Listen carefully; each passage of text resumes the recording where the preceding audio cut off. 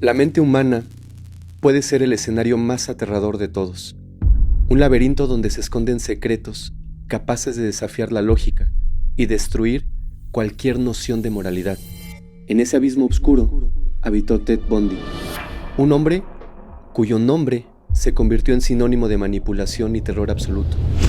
Con una mirada que parecía atravesar el alma, un carisma desbordante y una inteligencia realmente inquietante, construyó la máscara perfecta, la de un ciudadano modelo que ocultaba a un insaciable. Era el retrato del éxito, estudiante de derecho, activista político y un joven prometedor que fácilmente ganaba la confianza de quienes lo rodeaban.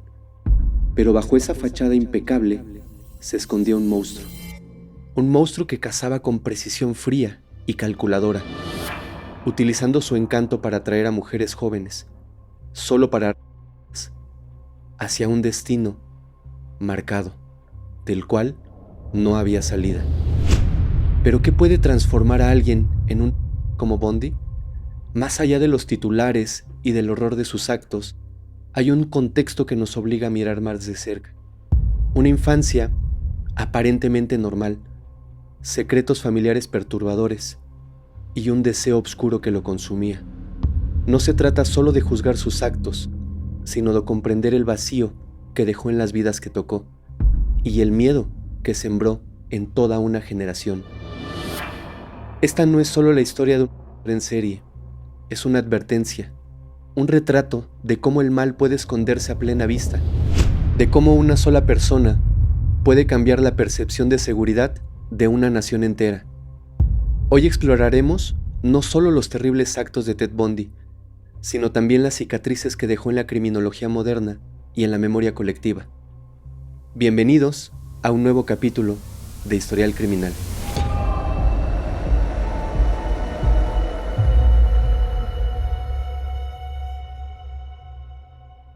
La historia de Theodore Robert Cowell, nacido el 24 de noviembre de 1946 en un hogar para madres solteras en Vermont, podría parecer, a simple vista, la de cualquier niño de su época. Sin embargo, su vida comenzó con un velo de secretos que nunca lo abandonarían. Su madre, Eleanor Louise Cowell, una joven de 22 años, pertenecía a una familia respetable de Filadelfia. Ella enfrentó sola la llegada de Ted. Del hombre que contribuyó a su nacimiento, muy poco se sabe. Un veterano de las Fuerzas Aéreas y graduado en la Universidad Estatal de Pensilvania, un misterio que marcó los primeros pasos del niño en este mundo. Para la conservadora sociedad de la época, el estigma de ser un hijo ilegítimo era más que un simple chisme. Era un peso que amenazaba con hundir la reputación de toda una familia. Los Cowell optaron por una solución que parecía resolver el problema: criar al pequeño Ted como si fuera el hijo de los abuelos. Eleanor, en este relato, no era su madre, sino más bien su hermana mayor. Así, bajo el techo familiar, se tejió una red de mentiras que se convertiría en el escenario de una infancia marcada por la confusión. No obstante, cuando Ted tenía apenas 4 años, Eleanor decidió cambiar el rumbo. Dejó atrás la casa familiar y se trasladó a Tacoma, Washington, llevando consigo al niño y la intención de construir una nueva vida. En Tacoma, Louise buscó lo que tantas mujeres de su generación deseaban: un hogar estable y una familia convencional. Ahí conoció a Johnny Bundy, un cocinero militar con quien contrajo matrimonio. Johnny adoptó al pequeño Ted, otorgándole su apellido, y al menos en teoría, regalándoles un nuevo comienzo. Sin embargo, las apariencias engañan. Ted nunca aceptó a Johnny como una figura paterna, y aunque portaba el apellido Bundy, siempre se consideró un Cowell. Esta desconexión con su nuevo padre sería apenas el inicio de las grietas en su vida familiar. Ya en la adolescencia, las señales de algo más oscuro comenzaron a emerger. En el instituto, su atractivo físico y rasgos encantadores parecían la herramienta perfecta para encajar entre los chicos populares, pero había algo en él que lo mantenía al margen. Su timidez y su incomodidad palpable en las interacciones sociales lo convertían, más que en el chico admirado, en el blanco de constantes burlas. Fuera de las aulas, Ted empezó a mostrar un comportamiento inquietante. Tenía problemas para mantener un empleo y, peor aún, su nombre comenzó a aparecer en los registros de las autoridades juveniles, relacionado con intentos de robo en casas y vehículos. Aunque nunca fue procesado formalmente, estas primeras infracciones daban ya pistas de un joven que empezaba a desafiar los límites de la ley. Fue durante estos años turbulentos cuando, según se cree, Ted descubrió una verdad que cambiaría su percepción de todo lo que lo rodeaba. Un primo, en un acto que algunos consideran cruel, le reveló que la mujer a la cual él creía su hermana mayor, en realidad era su madre. Este descubrimiento añadió un nuevo nivel de desconfianza y de resentimiento en su vida, enredando aún más su ya complicada relación con la verdad y los lazos familiares. A pesar de todo, la educación se presentó como una oportunidad para dejar atrás ese pasado lleno de incertidumbre. En 1965, Bundy se inscribió en la Universidad de Puget Sound en Tacoma. Al año siguiente, se trasladó a la Universidad de Washington en Seattle, donde se matriculó en un programa intensivo del idioma chino. Aquí comenzó su metamorfosis. Ted empezó a transformar su imagen, abandonando los rastros de timidez que lo habían acompañado en su juventud. Su apariencia, ahora elegante, y su creciente confianza captaron la atención de quienes lo rodeaban. En el campus universitario ya no era el chico torpe e inseguro del instituto.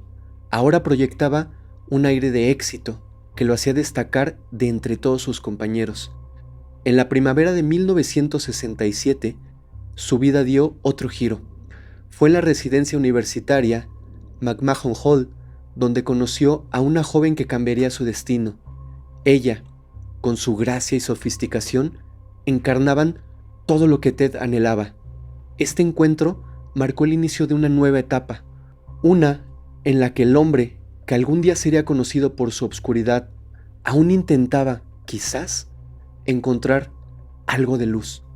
Stephanie Brooks era la encarnación del sueño de cualquier joven universitario, una mujer con un porte elegante, cabellos oscuros que caían en cascada sobre sus hombros, y un aura de sofisticación que realmente era algo increíble. Bundy no lo podía creer. Provenía de una familia acomodada, de origen californiano, y una manera de hablar y de comportarse que evidenciaban que tenía una educación que la colocaba, al menos a los ojos de Ted, en una categoría, para él, inalcanzable. Ted por aquel entonces era un estudiante que, aunque atractivo y encantador, se sentía fuera de lugar al lado de una persona como Stephanie. Pero el destino intervino a través de un pasatiempo en común, el esquí. Fue en las montañas cubiertas de nieve donde ambos comenzaron a conocerse mejor, y contra todo pronóstico, iniciaron algo que Bundy anhelaba, una relación sentimental. Sin embargo, la fachada que Ted construyó para ganarse el corazón de Stephanie no podía sostenerse eternamente. Ella era ambiciosa, segura de sí misma, y sabía exactamente lo que quería en un compañero de vida. Alguien con metas claras, acciones contundentes y, por supuesto, alguien con un futuro prometedor. Y aunque Ted hablaba con pasión sobre su interés en la política y el derecho, sus acciones no respaldaban esas palabras. Stephanie, tras graduarse en el año de 1968, decidió que su relación no tenía futuro, y fue entonces que regresó a California, dejando atrás al joven que tanto la había idealizado. La ruptura fue devastadora para Bundy.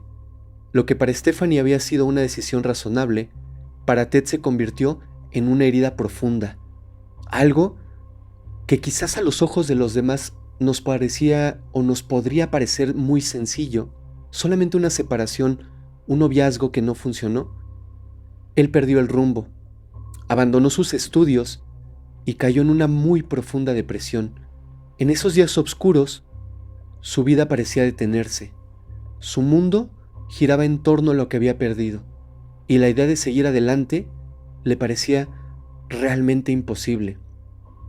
Algunos especialistas creen que este periodo no solo estuvo marcado por el desamor, sino también por otro evento que sacudió su ya frágil estabilidad emocional. En 1969, Ted viajó a Vermont, donde visitó el hogar de Elizabeth Lund, el lugar donde él había nacido.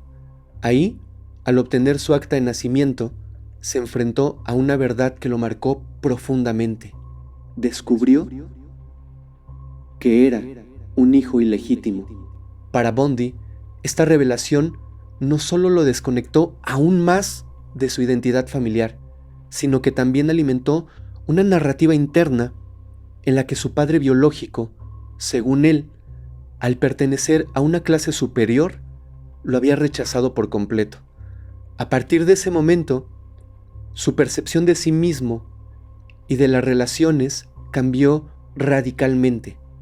Su obsesión por Stephanie no hizo más que crecer, y lo que alguna vez fue amor se transformó en una necesidad enfermiza de recuperarla, no por el sentimiento en sí, sino por lo que ella representaba: éxito, aceptación y la posibilidad de redimir su autoestima. Decidido a reconquistarla, Ted comenzó un proceso de transformación. Se inscribió en la carrera de psicología y sus calificaciones pronto demostraron que cuando se lo proponía, podía sobresalir de entre todos los demás. No satisfecho con esto, se adentró en la política, convirtiéndose en asistente del influyente republicano Ross David, esto en el año de 1973. Su carisma y habilidad para conectar con las personas lo ayudaron a ascender rápidamente en este nuevo entorno. Durante ese tiempo, Bundy también mostró un lado inesperado de su personalidad. Se ofreció como voluntario en una línea de atención telefónica para atender a personas que intentaban quitar la vida por su propia mano. Ahí trabajó junto a Ann Rule, quien más tarde escribiría sobre su amistad con él en un libro titulado El extraño a mi lado. Según Ann, Ted tenía una sorprendente capacidad para calmar a quienes llamaban en busca de ayuda. Durante esas largas noches fue responsable de salvar muchísimas vidas, lo cual resultó irónico, considerando las atrocidades que cometería en el futuro. En el año de 1973, sintiéndose renovado y seguro de sí mismo, Bundy decidió que era el momento perfecto para reconectar con Stephanie. Su transformación, tanto física como social, no pasó desapercibida. Ella, intrigada por el cambio en el hombre que alguna vez había dejado atrás, accedió a retomar la relación. Durante meses, Stephanie viajó desde California hasta Seattle para verlo, convencida de que Ted era ahora sí, el hombre que siempre había deseado. Pero mientras Stephanie se dejaba seducir por esta nueva versión de Ted, ignoraba un detalle crucial: él llevaba una doble vida. Bundy ya estaba en una relación con Elizabeth Kendall, una joven divorciada y madre de una niña pequeña, quien posteriormente relataría también toda su experiencia en un libro titulado El príncipe fantasma, mi vida con Ted Bundy. A principios de 1974, Bundy decidió dar el siguiente paso en su plan. Sí, en su plan, porque tenía uno. Se inscribió en Derecho, convencido de que ese era el camino hacia el éxito definitivo. Además, le pidió matrimonio a Stephanie, quien, totalmente emocionada y fuera de la realidad, aceptó. Sin embargo, en un giro inesperado, Ted cortó todo contacto con ella, poco tiempo después del compromiso. Para Stephanie, la abrupta desaparición fue más que un misterio, fue algo que también la devastó. Para Ted, era la culminación de su venganza. Aunque logró recuperarla y rechazarla de la misma manera que ella lo había rechazado años atrás, esta victoria no lo llenó de satisfacción. Al contrario, pareció encender algo más oscuro dentro de él. Para Ann Rule y otros expertos, esta humillación inicial fue el catalizador que transformó a Bundy en uno de los en serie más notorios de la historia. Las que vinieron después todas con características similares a las de Stephanie, se convirtieron en un eco siniestro de su primer amor perdido. La historia de Ted Bundy no es solo la de un hombre marcado por su origen y por el desamor, sino la de una obsesión que escaló hasta un punto de no retorno. Lo que comenzó como una herida emocional terminó por desencadenar una serie de eventos que el mundo jamás olvidaría. La noche del 4 de enero de 1974, Johnny Lenz, una joven de apenas 18 años, se retiró a su habitación, ubicada en el sótano de una casa que compartía con varios amigos. El sótano, alejado de las demás habitaciones, era un refugio privado para ella, un espacio donde podía estudiar, relajarse y desconectarse del mundo. Aquella noche, sin embargo, ese aislamiento sería su peor enemigo. A la mañana siguiente, cuando Johnny no apareció a desayunar ni asistió a sus clases como lo hacía habitualmente, sus amigos comenzaron a preocuparse. La ausencia era totalmente inusual en ella, siempre tan puntual y responsable. Fue así que decidieron bajar al sótano para buscarla, y lo que encontraron los dejó paralizados. Johnny yacía en su cama, inmóvil y cubierta de su propio líquido. Su cuerpo daba testimonio de una noche sin precedentes. Alguien había irrumpido en su habitación aquella noche y la había con una furia salvaje. Todo apuntaba a que había sido un ataque premeditado, llevado a cabo por alguien que la había estado vigilando muy de cerca. El atacante había aprovechado que la puerta lateral del sótano no estaba asegurada y se había colado silenciosamente en la habitación de Johnny mientras ella dormía. Milagrosamente, a pesar de los sufridos, Johnny sobrevivió, aunque con secuelas, lamentablemente, permanentes. Era una de las pocas que viviría para contar lo que ocurrió, pero el horror que dejó tras de sí esa noche era solo el comienzo de algo muchísimo más oscuro. Poco menos de un mes después, el 1 de febrero, Linda Ann desapareció. Linda, una estudiante de psicología en la Universidad de Washington, vivía con 4 compañeras en una casa cercana a donde habían ocurrido los a Johnny Lenz. Tras el incidente, el grupo había reforzado las medidas de seguridad. Cerraban las puertas con llave, evitaban caminar solas por las noches y se mantenían alerta ante cualquier hombre que ellas consideraran sospechoso. Sin embargo, el miedo no fue suficiente para detener al que las acechaba. Esa noche, Linda Ann se fue a dormir en su habitación, también ubicada en un sótano, un lugar que ella consideraba seguro. Pero al amanecer, su cama estaba vacía. Cuando las autoridades llegaron para investigar, se encontraron con una escena tan inquietante como desconcertante. La cama de Linda estaba perfectamente hecha, como si nadie hubiera dormido en ella, pero al levantar el edredón, descubrieron una gran mancha seca que contrastaba con el orden meticuloso de la habitación. El atacante había sido muy cuidadoso. Se había llevado a Linda sin dejar un solo rastro, ni huellas, ni cabellos, ni siquiera señales de lucha. Pero lo que más sorprendió a los investigadores fue su frialdad y su precisión. No solo se llevó a la joven, sino que se tomó el tiempo de llevarse ropa, elegir una de sus mochilas y dejar atrás el camisón manchado de rojo en el armario, como si quisiera burlarse de quienes intentarían seguirle el rastro. El caso de Linda Ann marcó el inicio de una cadena de desapariciones que sumirían a la comunidad en el terror. Las autoridades no podían prever lo que estaba por venir, pero algo era claro: aquel no tenía intención de detenerse. Lo que hasta entonces parecía una amenaza lejana, pronto se convertiría en una pesadilla recurrente, una sombra que acechaba en cada esquina y se infiltraba en la seguridad de los hogares. La desaparición de Linda Ann no solo dejó a sus compañeras devastadas, sino que también sembró el pánico en toda la universidad y para ese momento ya en toda la ciudad. La sensación de que nadie estaba a salvo comenzó a extenderse como un veneno silencioso. ¿Quién era este invisible? ¿Y hasta dónde estaba dispuesto a llegar? Lo que sucedería después superaría los límites del horror, dejando una huella imborrable en quienes tuvieron la desgracia de cruzarse en el camino de Ted Bundy. En la primavera y el verano de 1974, los campus universitarios de Washington y sus alrededores se convirtieron en escenarios de un escalofriante patrón de desapariciones.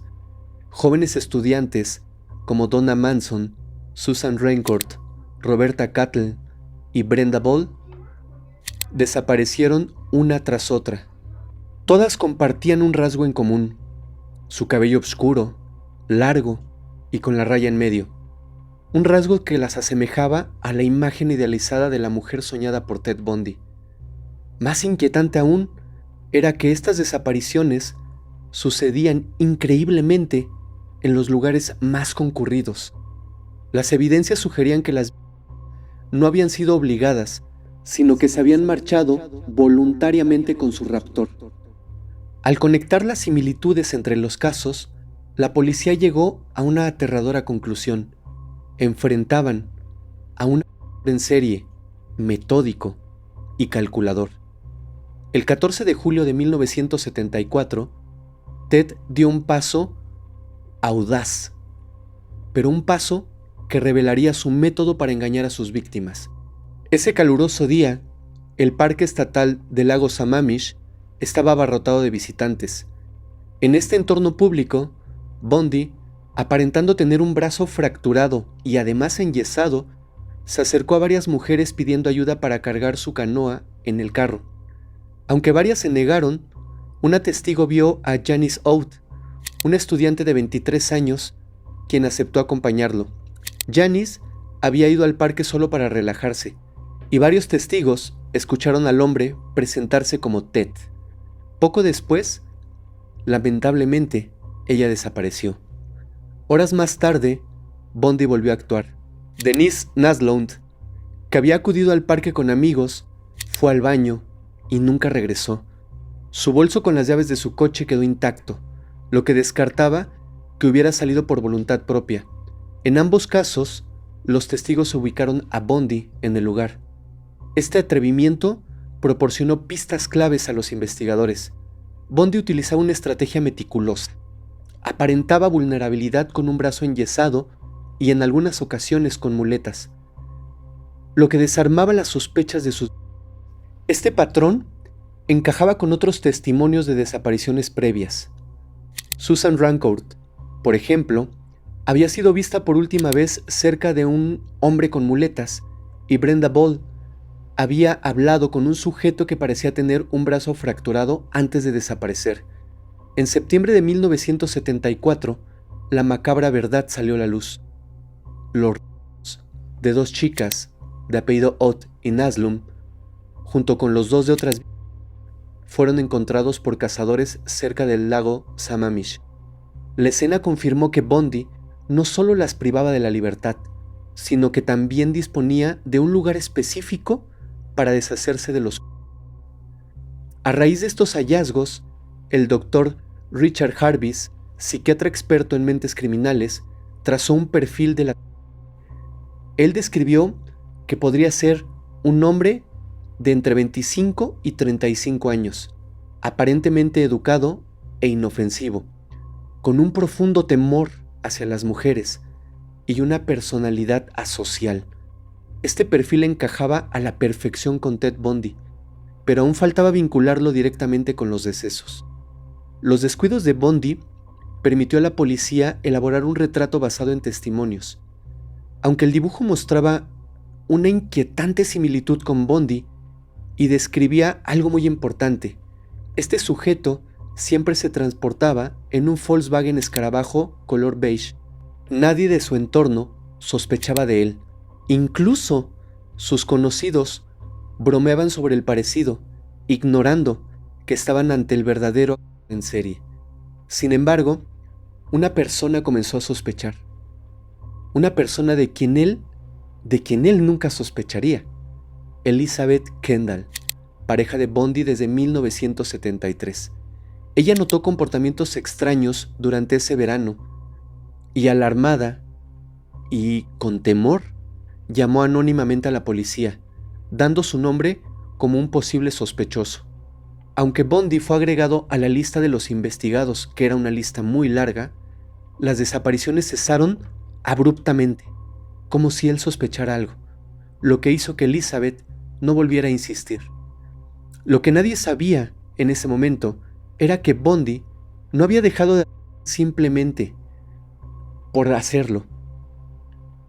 Bundy había cambiado de territorio, perfeccionando su obscura fantasía en otros estados. En septiembre de 1974, Ted Bundy se trasladó a Salt Lake City para estudiar Derecho en la Universidad de Utah. Este cambio de residencia coincidió con una serie de desapariciones que aterrorizaron a la ciudad y sus alrededores. Los atroces actos siguieron un patrón similar al observado ya en Washington, pero ahora en un nuevo escenario. El 18 de octubre de 1974, Melissa Smith, hija de un jefe de policía de un suburbio cercano, salió a visitar a una amiga, pero nunca regresó a casa. A pesar de haber sido educada para evitar situaciones de riesgo, ese día no pudo escapar de su destino. 9 días después, lamentablemente, su cuerpo fue encontrado en una zona aislada. Había sido lanzada con un objeto pesado, íntimamente, y privada de la respiración con una prenda de vestir. La brutalidad de la dejó claro que la no tenía remordimientos ni compasión. La siguiente desafortunada fue Laura Aimee, una joven de 19 años que desapareció la noche de Halloween mientras se dirigía sola a un parque cercano. Su cuerpo fue hallado tiempo después en un lugar apartado, con evidencias de ataque íntimo, severos y, una vez más, privación de la respiración. Los investigadores comenzaron a notar similitudes inquietantes entre ambos casos, aunque seguían sin pistas sólidas para identificar al culpable. El 8 de noviembre de 1974, Ted Bundy cometió un error que alteraría el rumbo de las investigaciones. Carol DeRonch, una joven que se encontraba en un centro comercial, fue abordada por un hombre que decía ser policía. El sujeto le aseguró que alguien había intentado robar su coche y la convenció de que lo acompañara al estacionamiento. Después, con el pretexto de llevarla a levantar una denuncia, la obligó a subir a su automóvil, un Volkswagen de apariencia común, pero poco confiable. Durante el trayecto, Carol percibió algo extraño. El hombre olía a alcohol y su actitud la empezó a inquietar.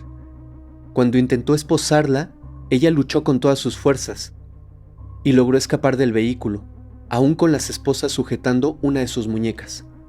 Un matrimonio que pasaba por el lugar la auxilió y la llevó a una estación de policía, donde ella relató absolutamente todo lo ocurrido. Por primera vez, las autoridades contaban con el testimonio de una que había sobrevivido a...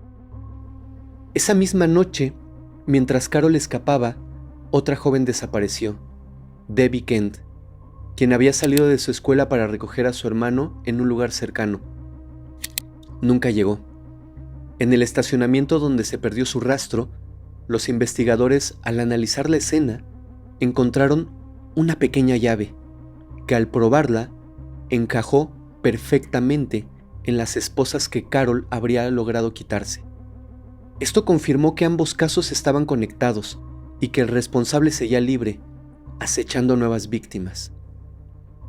Durante diciembre de 1974, fuerzas de seguridad de varios estados se reunieron en Nevada para analizar los casos de desapariciones en Washington y en Utah. Aunque existían similitudes claras en los métodos de la... no se logró confirmar si todas las pertenecían al mismo sujeto. Elizabeth Kendall, pareja de Bundy, comenzó a sospechar seriamente de él tras enterarse de las desapariciones. Las fechas coincidían con su mudanza a Utah, lo que la llevó a alertar a las autoridades una vez más. Sin embargo, para entonces, las desapariciones, una vez más, habían cesado. como había ocurrido anteriormente en Washington. Lo que nadie sabía aún era que Bundy ya había elegido un nuevo lugar para continuar con su rastro de terror. El 12 de enero de 1975, Karen Campbell, una joven enfermera que disfrutaba de unas vacaciones familiares en Aspen, en Colorado, desapareció sin dejar rastro. Había salido simplemente al pasillo del hotel donde se hospedaba para recoger una revista olvidada en su habitación, pero nunca regresó. Un mes después, su cuerpo fue encontrado, abandonado cerca de una carretera. La autopsia reveló que había sido privada de la vida pocas horas después de su desaparición, y la causa del deceso era un fuerte golpe en la cabeza, infligido con un objeto contundente. Este no fue un caso aislado. Durante los meses siguientes, varias mujeres jóvenes comenzaron a desaparecer en diferentes partes del estado. Julia Cunningham, Dennis Oliverson, Melanie Coley y Shaylee Robertson fueron solamente algunas de las víctimas. Todas compartían características físicas similares, lo que indicaba que un serial estaba operando en la región, eligiendo cuidadosamente sus objetivos. Mientras Colorado enfrentaba una ola de desapariciones, en marzo de 1975, un hallazgo aterrador en el estado de Washington añadió más piezas al rompecabezas. Estudiantes que realizaban prácticas en Taylor Mountain encontraron un cráneo. Al poco tiempo, las autoridades identificaron los restos como pertenecientes a Brenda Ball, una joven desaparecida meses atrás. El área fue peinada y rastreada exhaustivamente, y cerca del primer hallazgo se encontraron otros 3 pertenecientes a Roberta Parks, Susan Rancourt y Linda Ann. Este descubrimiento difería del caso de las de Sammamish, cuyos cuerpos habían sido encontrados relativamente cerca de donde desaparecieron. En Taylor Mountain, los restos habían sido trasladados a una gran distancia, lo que mostraba un comportamiento meticuloso y calculador por parte de la... Aunque las evidencias comenzaron a acumularse, el responsable seguía sin ser identificado. Sin embargo, la sombra del misterio empezaba a desvanecerse. El 16 de agosto de 1975, el sargento Bob Hayward, un agente de tránsito de Utah, notó un Volkswagen escarabajo color beige circulando de forma sospechosa en un vecindario residencial. Al intentar detenerlo, el conductor aceleró para escapar, pero terminó rindiéndose tras una breve persecución. El hombre, que se identificó como Ted Bundy, llamó la atención del oficial por las modificaciones en su vehículo. Dentro de estas modificaciones, lo que más le llamó la atención era que no poseía el asiento trasero, como si constantemente lo utilizara para cargar algo. Al inspeccionar el maletero, el policía encontró objetos sumamente inquietantes: esposas, una palanca de metal, una máscara hecha con medias de nylon, bolsas de plástico del tamaño de una persona y un picahielo. Las herramientas perfectas para un... Esto fue suficiente para arrestarlo. Este incidente llamó la atención de un detective que trabajaba en el caso de Carol Darronch, una joven que había sobrevivido a un intento de privación de la libertad. Darronch había descrito a la como el conductor de un coche similar al Volkswagen que Bundy poseía. Además, el nombre de Ted Bundy aparecía en una denuncia realizada por Elizabeth Kendall, quien había asegurado que su novio podría estar involucrado en las desapariciones. Un registro en la casa de Bundy en Salt Lake City reveló más conexiones. Se encontraron guías turísticas de estaciones de esquí en Colorado, con el hotel donde desapareció Karen Campbell marcado, y un programa teatral del instituto donde Debbie Kent fue vista por última vez. Aunque las pruebas eran circunstanciales, comenzaron a realizarse ruedas de reconocimiento. Tanto Carol Darronch como otras jóvenes identificaron a Bundy como el hombre que las había abordado. Por su parte, Elizabeth Kendall proporcionó testimonios claves para la investigación. Relató que Bundy desaparecía durante las noches sin dar explicaciones y que en varias ocasiones había encontrado objetos extraños en su poder, objetos como guantes quirúrgicos, ropa de mujer de diferentes tallas y pasta para moldear yeso y simular una fractura. Con estas pruebas y el registro de su tarjeta de crédito, que demostró su presencia en Colorado durante las desapariciones, las policías de diferentes estados comenzaron a colaborar para construir un caso más sólido. Sin embargo, la doble cara de Bundy, un estudiante carismático y educado para algunos y un hombre para otros, dividía opiniones, incluso entre quienes lo conocían bien. Pese a las dudas, las evidencias eran cada vez más claras y contundentes. La máscara de normalidad que había protegido a Bundy empezó a resquebrajarse. El 23 de febrero de 1976, Ted Bundy se enfrentó a su primer juicio en Salt Lake City. Esta vez, el cargo era el intento de privación de la libertad de Carol DeRonch, una joven que había escapado de su destino tras subirse al Volkswagen Beetle de Bundy. La acusación basaba su caso en la identificación de DeRonch en una rueda de reconocimiento y el impactante testimonio de Elizabeth Kendall, la entonces novia de Bundy, quien aportó detalles que lo implicaban directamente con todos los hechos. Bundy, arrogante y seguro de su capacidad para manipular a todos, estaba convencido de que saldría absuelto. Afirmaba que DeRonch había sido traumatizada y aún presionada por la policía para señalarlo a él como el culpable. Más allá de su estrategia de defensa, Bundy desplegó su habilidad para improvisar en el juicio. Cuando se le cuestionó por qué había huido de un oficial durante su arresto, afirmó que lo hizo porque había fumado algo prohibido y temía ser arrestado por posesión. Sin embargo, el juez Hanson no se dejó engañar. Tras evaluar las pruebas y escuchar a los testigos, declaró a Bundy culpable y lo condenó a una pena que oscilaba entre 1 y 15 años. Aunque esta sentencia era un pequeño paso, significaba mucho para la familia de Melissa Smith, Debbie Kent y Laura Aimee, jóvenes desaparecidas cuyos decesos aún estaban envueltos en misterio. Sin pruebas suficientes para culpar a Bundy por sus actos tan bajos, asistieron al juicio como un gesto de esperanza y encontraron un leve consuelo en el veredicto. Bundy fue enviado a prisión. Pero esto no era el final. En su mente ya estaba diseñando el siguiente movimiento. A pesar de ser un condenado, Bundy no tardó en adaptarse al entorno carcelario. En la prisión estatal de Utah, rápidamente fue ganando popularidad entre los reclusos, quienes acudían a él en busca de consejos legales.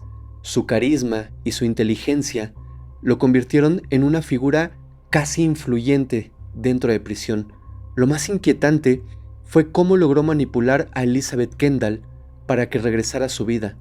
Kendall, quien había sido crucial en su condena, volvió a confiar en él y aceptó continuar la relación como si nada hubiese ocurrido. Mientras tanto, Bundy no solo planeaba su defensa para el próximo juicio, también trabajaba en secreto en una forma de escapar. En octubre de 1976, los guardias descubrieron entre sus pertenencias lo que podríamos llamar un kit de fuga, que incluía mapas, documentos falsos y un número de seguridad social. Aunque este hallazgo lo llevó al confinamiento solitario, Bundy pronto recuperó la confianza de sus carceleros. Era paciente, era metódico y sobre todo, era muy peligroso. En junio de 1977, Bundy fue trasladado a Aspen, Colorado, para enfrentar un juicio por el deceso de Karine Campbell. Esta vez, decidió representar su propia defensa, y el juez accedió. La fiscalía tenía un caso más sólido que nunca, y respaldado por pruebas que habían aportado los médicos forenses.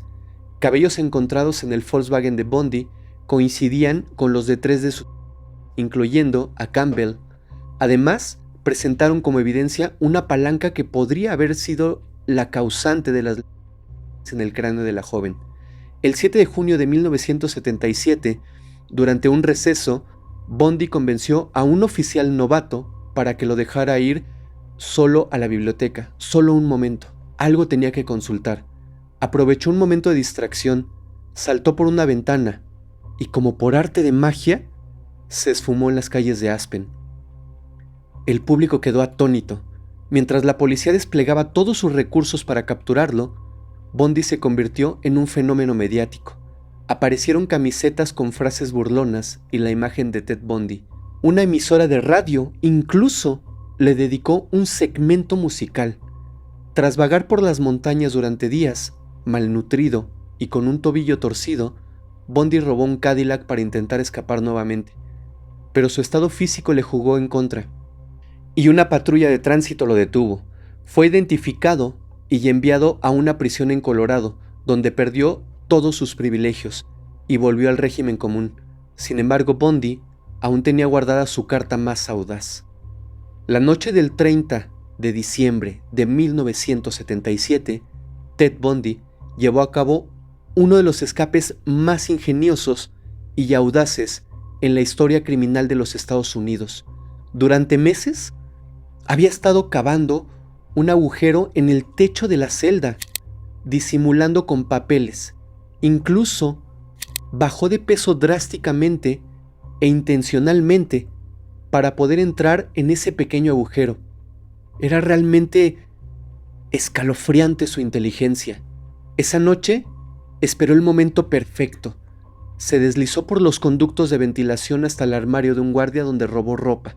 Sin dejar ningún indicio de su fuga, salió tranquilamente por la puerta principal.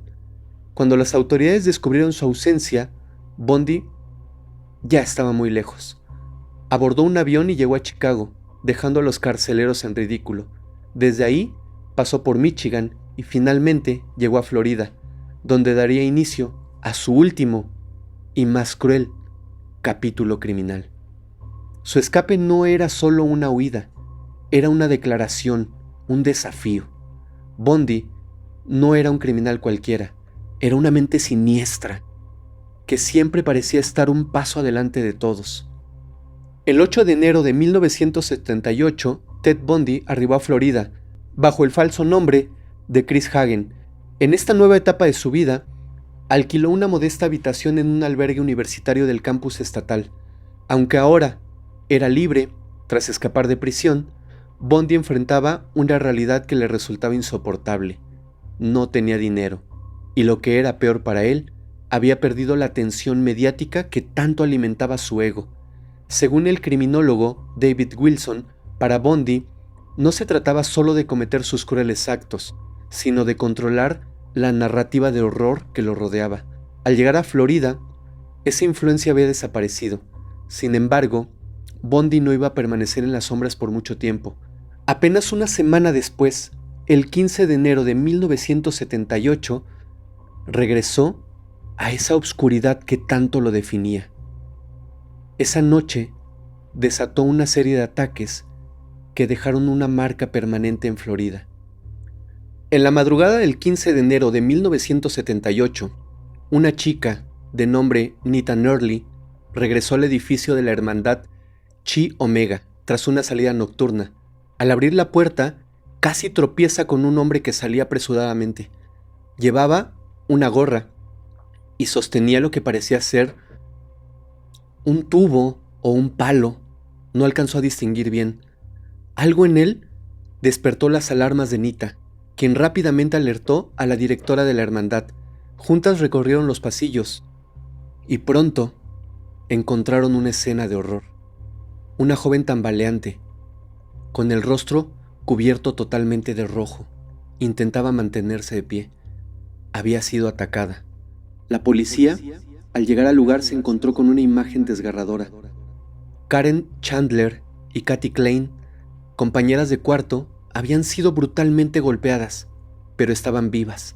Sin embargo, Margaret Bowman y Lisa Levy no corrieron con la misma suerte. Ambas habían sido privadas de la vida mientras dormían. El horror no se detuvo ahí. Momentos después, la policía recibió un aviso de otro ataque en una residencia cercana. Shirley Thomas, una joven aspirante a bailarina, fue encontrada gravemente herida. Aunque sobrevivió, las lesiones permanentes, desafortunadamente, truncaron sus sueños. Los investigadores concluyeron rápidamente que el perpetrador era un depredador meticuloso, alguien que planeaba sus ataques con una precisión casi militar. A pesar de la brutalidad de sus actos, pocas pistas quedaron en la escena. En ese momento, el nombre de Ted Bundy era conocido para ellos, pero no lo sería para muchos en ese tiempo.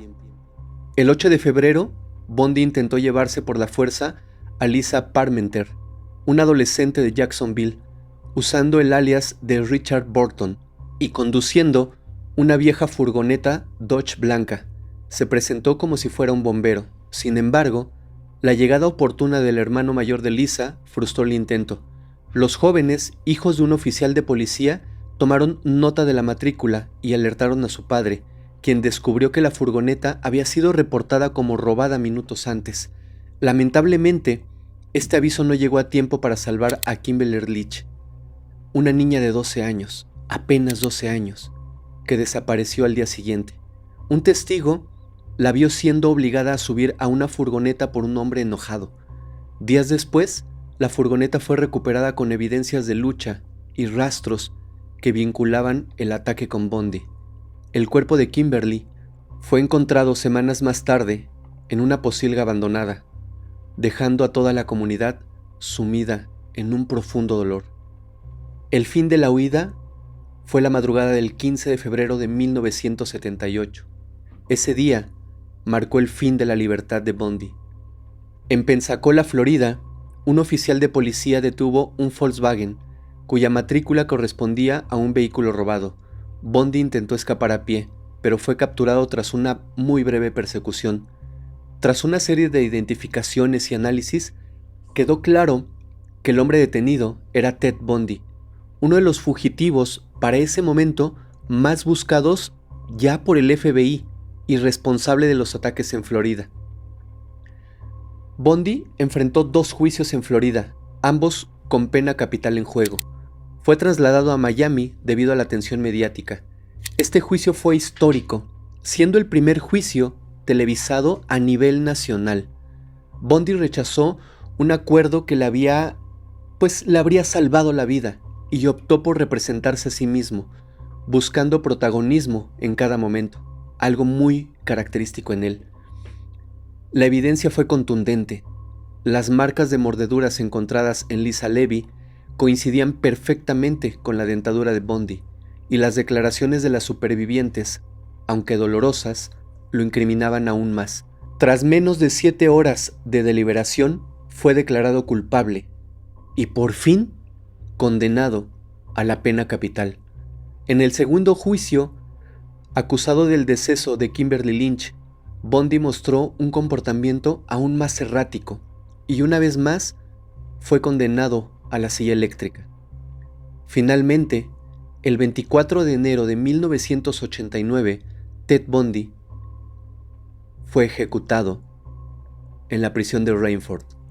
En sus últimos días, intentó ganar tiempo confesando algunos de sus crueles actos, pero nunca por arrepentimiento, sino como una estrategia para retrasar lo que parecía inevitable. La cifra exacta de sus víctimas sigue siendo desconocida. El caso de Ted Bundy marcó un antes y un después en la criminología moderna, mostrando la complejidad y el horror de la mente de un agresor serial.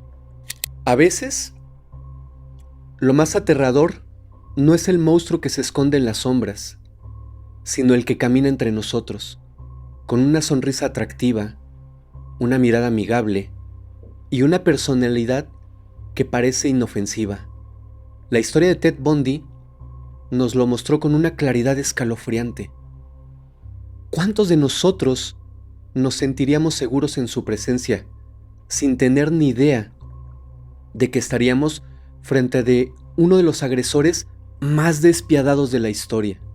Su carisma, su inteligencia, su fachada de hombre encantador, todo estaba cuidadosamente diseñado para engañarnos, para hacernos creer que estaba de nuestro lado, cuando en realidad Sus ojos veían solo una cosa: la próxima víctima. Lo que duele, lo que realmente deja una marca, es pensar que podríamos estar al lado de una persona así y no darnos cuenta.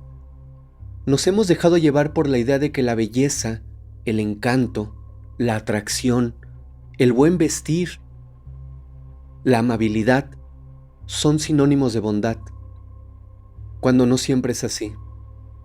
La verdad es mucho más escalofriante. El peligro puede estar muy cerca de nosotros, disfrazado de algo que amamos o que quizás admiramos.